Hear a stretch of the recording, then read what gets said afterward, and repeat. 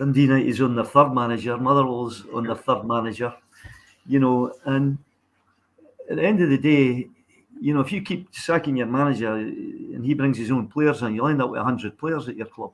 Right. So it is a lot more precarious than it ever was.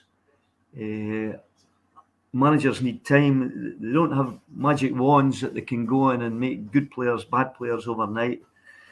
I don't think the media's helped it, lads. I don't think.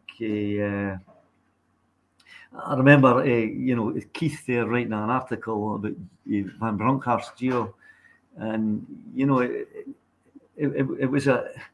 I don't know how you would feel if you're in a bad position, but I don't think some of the articles are written, or Kenny McIntyre on Radio Scotland drools at the mouth when a manager's in bother, and I just think the human beings that work their backsides off and get no credit for anything, and the blame for everything, it's got to get to the stage if the pies are cold in the kiosk in this main stand, the manager will get the blame for it.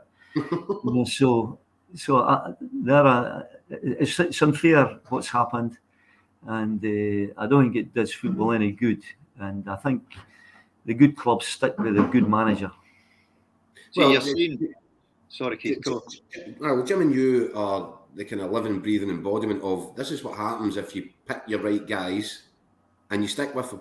And you stick with them through. Yes, you're going to have a wobble at some point, but pulling the trigger isn't necessarily the right thing to do in every circumstance. But right now, it seems to be the only solution that's looked upon. Yeah, well, obviously, Motherwell did it, and they got Stuart Kettlewell, who's done well, and Aberdeen in it, and Barry Robson's done well. But that doesn't work all the time. You're right. You've got to stick by your manager.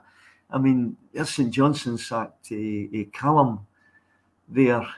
They're 5 points above, and Callum's got them out at last season, and he's won 2 cups when he was there. Surely they should have stuck by him to the end of the season. I mean, I can't. Nothing against Stephen McLean. I hope he's a good lad, and I hope he does well. But really, they've got to think a wee bit more about it than that.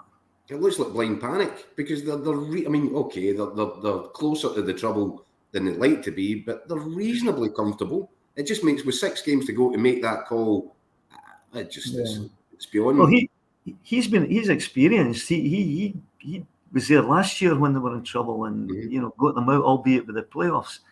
So is the better man to be allowed to do it again?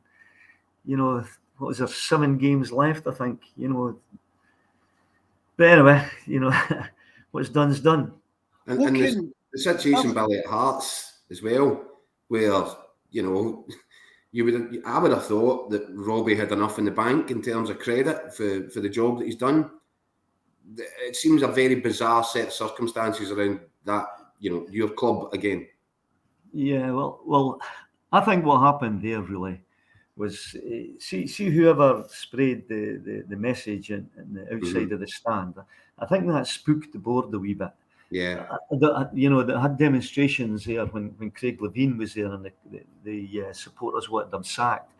And I don't know if they thought the same thing might happen, and we don't want that to happen.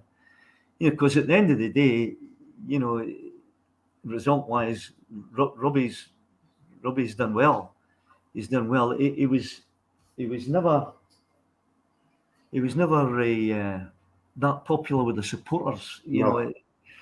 I don't know if it stemmed back to.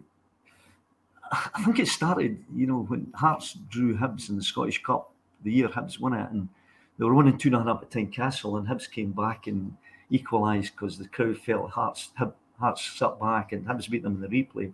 And I don't know if that's what sort of turned the supporters against them. And then the Brora thing came up. So, the support, there was a lot of supporters against them.